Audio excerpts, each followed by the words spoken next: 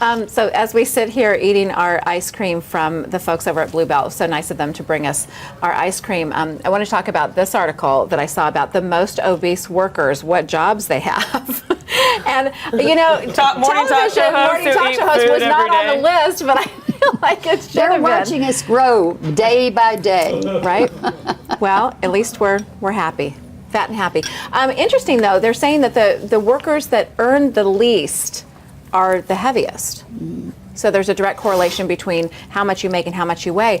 And that's interesting because Nance said that yesterday. That's right. He said there's a direct correlation between finances and obesity. And he believes that. And by the way, he's going to come back here, and we're all filling out the forms for our personalities. I've got those forms for you, so we'll have some fun doing that. I think it's interesting about. Sorry, I was going back to the obesity thing. I think it's interesting because I remember Oprah a couple years back did an episode on her talk show, and it was all about things that people that. It talked about the class systems, like high class, low class, middle class, and like characteristics of each class system. And it said statistically most overweight people are low class citizens. And it said what are things that are common characteristics of low class citizens. It was like obesity, smoking. They owned, and even down to like what kind of pets you owned and like what kind of dogs you owned.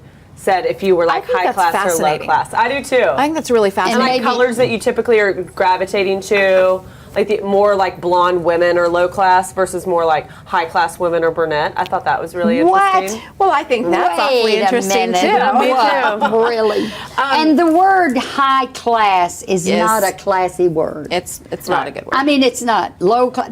Those are awful I think it meant like class systems, like as far as money was concerned. Income. But I will say Not this, necessarily. as far as diet goes and what you eat, and as that relates to how much money you make, it's expensive to eat well. It is less expensive to eat. Eating well is more expensive, and you can roll through a drive-through and get a 99-cent burger that's really not good for you. So and one of the things about the wealthier, because they are thinner, because they wear clothes that are designed for the thinner body. So wealthier people usually are working out. They're usually bicycling. They're probably generally, I think, just more active. Well, they have more concentration on their personal appearance.